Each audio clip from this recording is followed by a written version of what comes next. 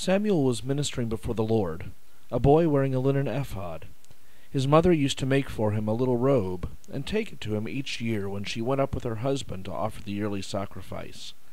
Then Eli would bless Elkanah and his wife, and say, "May the Lord repay you with children by this woman, for the gift she has made to the Lord." And then they would return to their home. Now the boy Samuel continued to grow both in stature and in favor with the Lord and with people. Now every year his parents went to Jerusalem for the festival of the Passover. And when he was 12 years old, they went up as usual for the festival. When the festival was ended, and they started to return, the boy Jesus stayed behind in Jerusalem, but his parents did not know it. Assuming that he was in the group of travelers, they went a day's journey. Then they started to look for him among their relatives and friends. When they did not find him, they returned to Jerusalem to search for him. After 3 days they found him in the temple, sitting among the teachers, listening to them and asking them questions. And all who heard him were amazed at his understanding and his answers. When his parents saw him, they were astonished, and his mother said to him, "Child, why have you treated us like this? Look, your father and I have been searching for you in great anxiety." He said to them, "Why were you searching for me? Did you not know that I must be in my father's house?" But they did not understand what he said to them.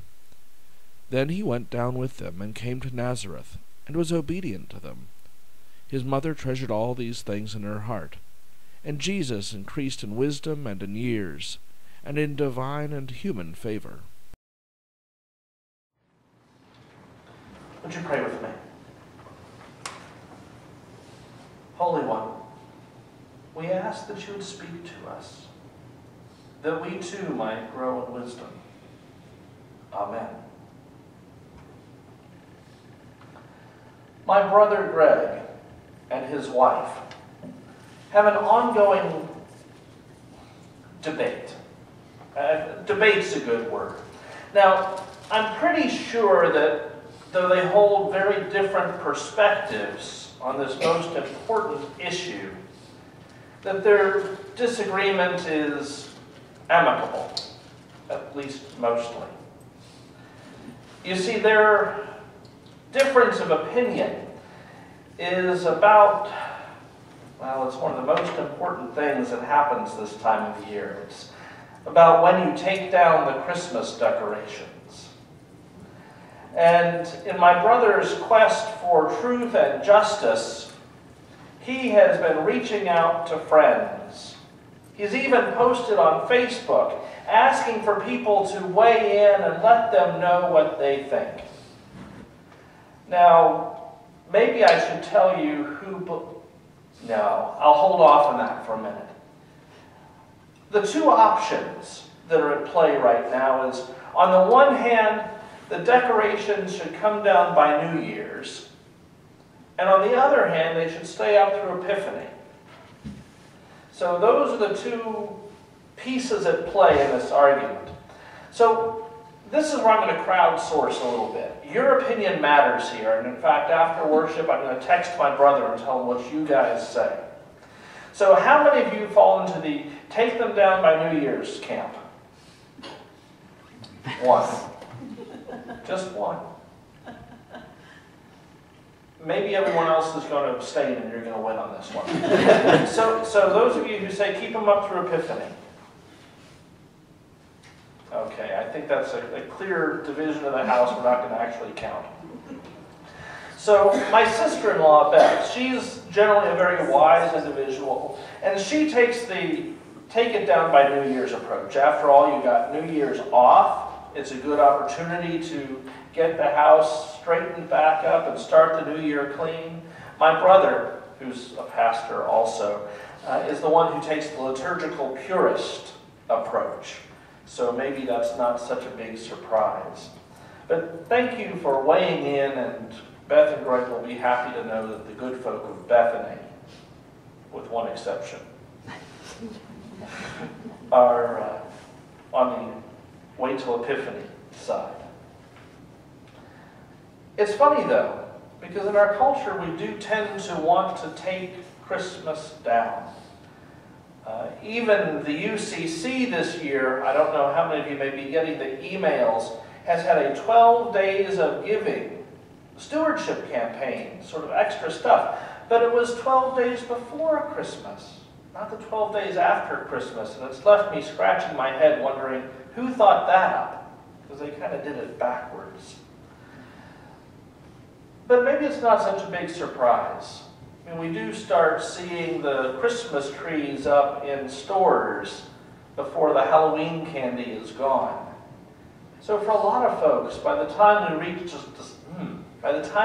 December 25th, we're kind of tired of it, aren't we? We've heard enough jingle bells echoing on the radio or every time we go shopping. But that season of Advent, where we lit the 4 candles, waiting a week at a time, marking hope, peace, joy, and love, bring us to the celebration of Christ's birth. They bring us to this time of needing to celebrate the presence of Christ and not merely the promise of Christ. Now, different churches have done this differently, and I'm pleased to see that you are among the keep the stuff up at least through the first Sunday after Christmas persuasion, because it gives us a place to start today, a place to light the Christ candle, to celebrate not just the Jesus who began his 3 years of ministry at the Jordan River, but the Jesus who was a child, the Jesus who grew and learned. In today's gospel reading, we heard the familiar story of a 12-year-old Jesus going to the temple with his parents in Jerusalem, going up for the annual festival. And no doubt, Joseph and Mary, along with other people from their village, went up together, making a pilgrimage of it, making a party of it, making a caravan with their friends. And so on the way home, it must have been natural to suspect that Jesus was probably with some of the other kids, under some other parents' care.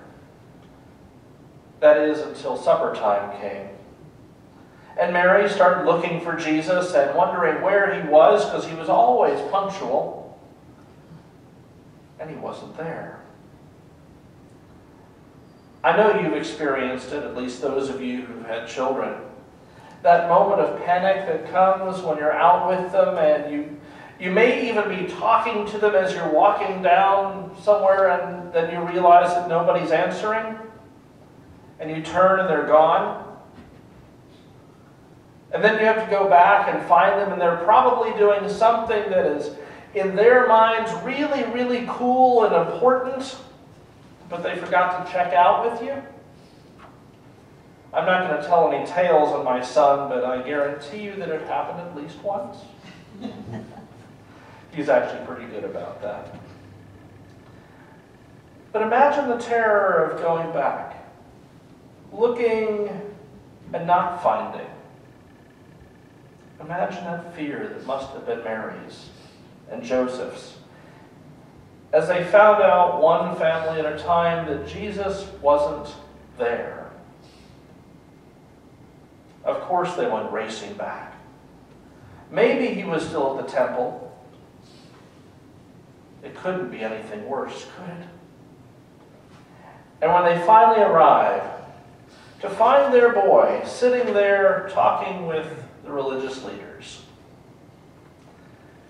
Now, speaking as a parent, I can tell you that the first thought that would cross my mind would not be, oh wow, there he is talking with religious leaders.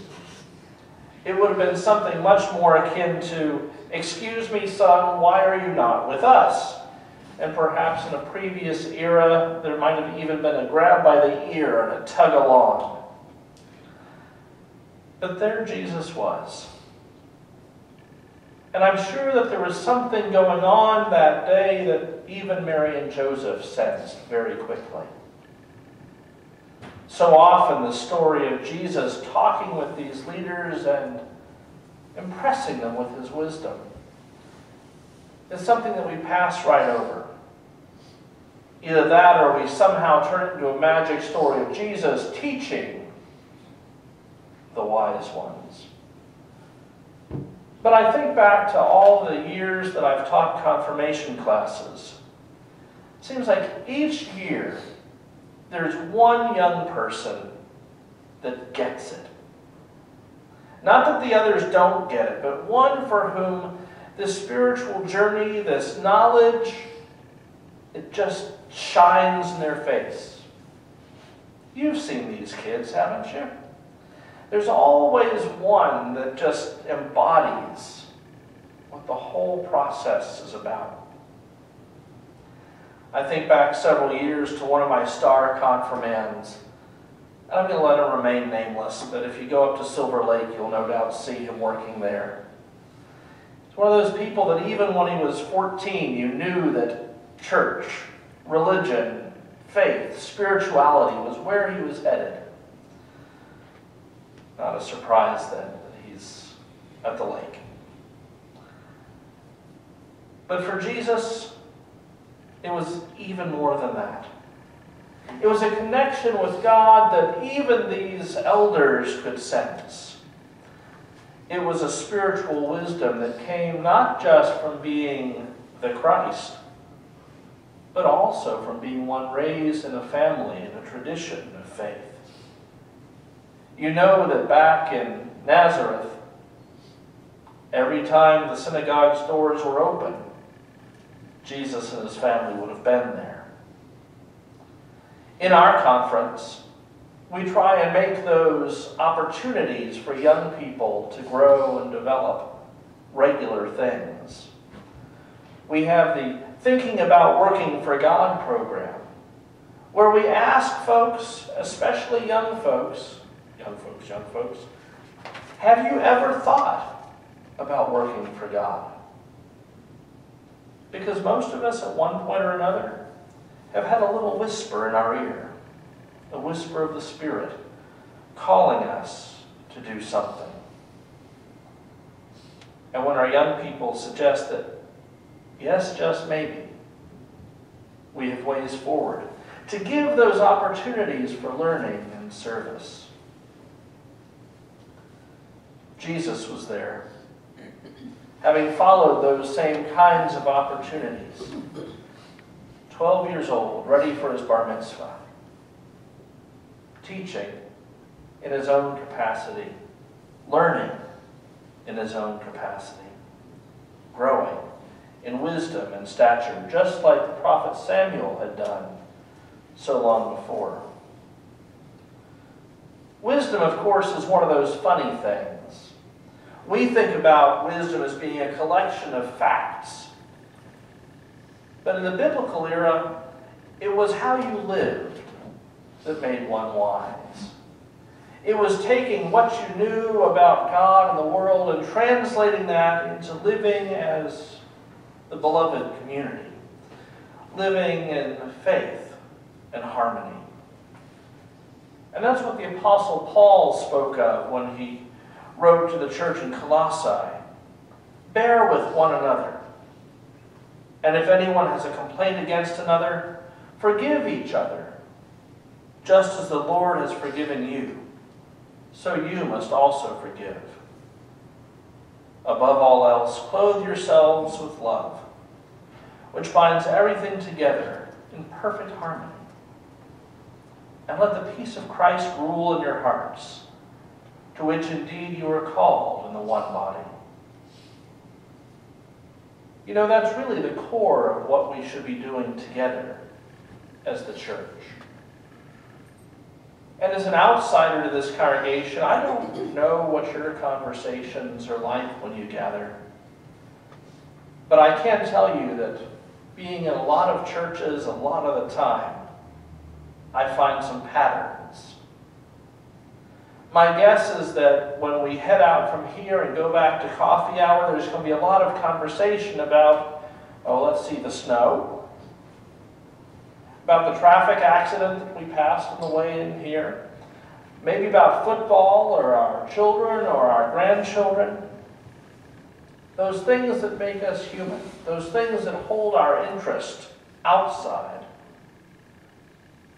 But I encourage you as a church to have some other conversations as well. Conversations about those things that really transform the life of the congregation.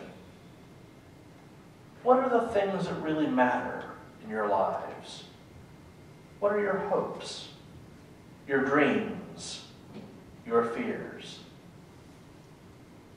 How can the church be more than just a place to gather for Sunday worship, weddings, and funerals? How can it be a thriving, active community of faith that reaches outside of its own walls to transform the world? It's been just over, well, not quite 2 weeks since the shootings at the Sandy Hook Elementary School. What can we do as the Church of Jesus Christ to make a difference in the world? To make the world a place that's safer for children of all ages?